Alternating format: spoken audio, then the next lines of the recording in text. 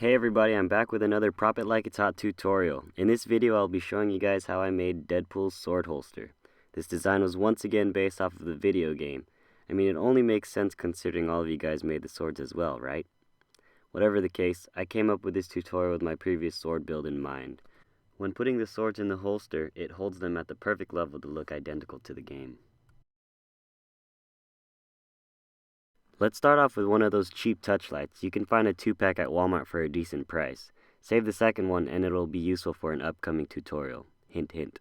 For this part though, we'll want to unscrew it because all we'll need is the touch part and the outer rim. Before we proceed, I think it's a good idea to plug in the hot glue gun so it can heat up while we work on the next part. Here's where we are going to use masking tape to hold the two pieces together while we hot glue all around the inside edges of the touch light. There will be a bit of a gap in between the surface and the rim, so you'll want to put enough hot glue to fill up all that space.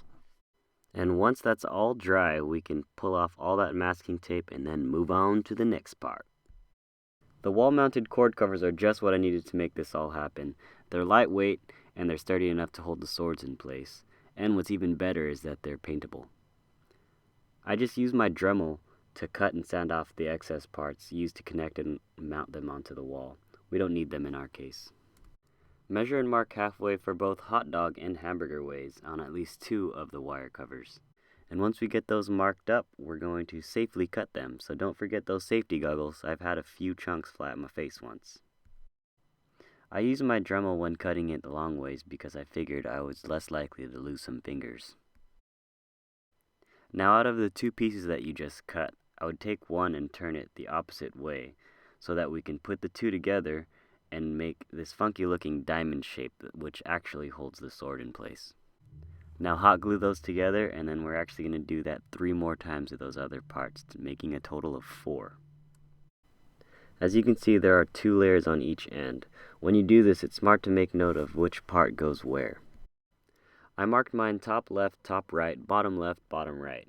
But when picking which part goes where, you want to make sure that these 2 face the same way.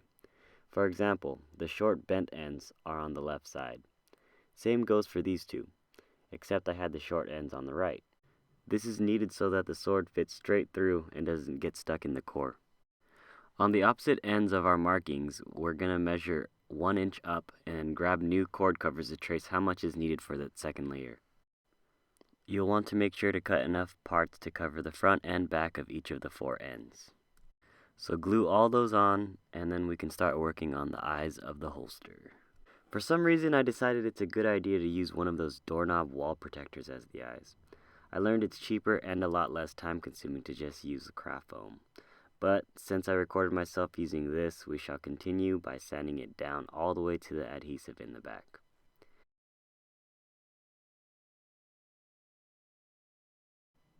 Now, that's a lot more to scale. But let's put that beveled edge back by sanding it down once more, but at a 45-degree angle this time. Now let's rip off that adhesive and use the ridges as a guide to cut it directly in half. Sand off the rest of the ridges so it's easier to bend along the curved surface and to give the glue a little something to latch onto. To perfectly align where to place the eyes, we're going to draw out a horizontal line wider than the touch light and a vertical one down the middle. Also make a few placement marks so that the light can be put directly in the middle. We need a ½ inch in between the eyes, so 2 parallel lines 1/4 of an inch from the center will do. Now with the light on top, we can easily mark the appropriate distance on both ends and then connect the lines. I found that 1 inch from the start of the curved surface on the top and the bottom make perfect alignments for the eyes. Once we trace the rounded parts, we can start roughing up the surface inside our marked lines, hot glue an eye, and use a heat gun to soften it up so it can be molded along the curved surface. Definitely do not burn your hand, and also don't leave it on the plastic too long because it can shrink it. I made that mistake and had to fix it with some good old Bondo. I did this earlier, but now's a good time to use our awesome swords and place it in that perfect X position that's right for you, and then mark them on the edge of the touch light. And with those markings, we're going to take our top left and bottom right ends and use those to trace our new cutting marks on the edge of our surface. Once those are all cut out and sanded down, you could put it all together and it'll look a little something like this.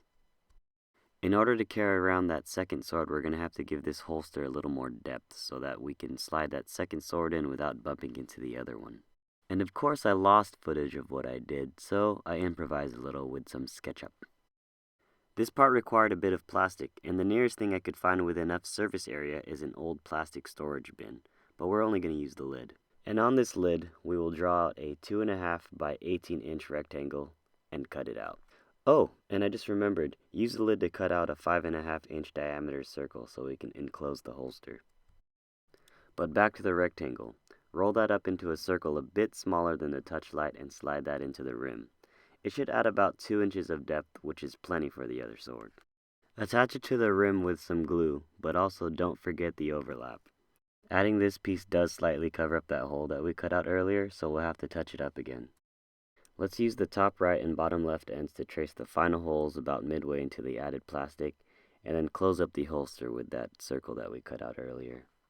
Our last and final step is to paint it. I use metallic silver spray paint, black acrylic paint, and also white acrylic paint.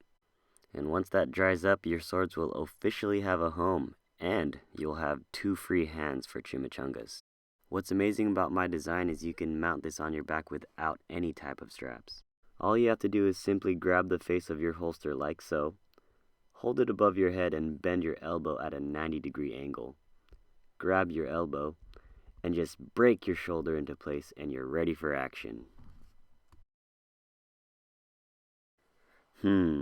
I guess there's no way really to pull off looking that cool while dual wielding.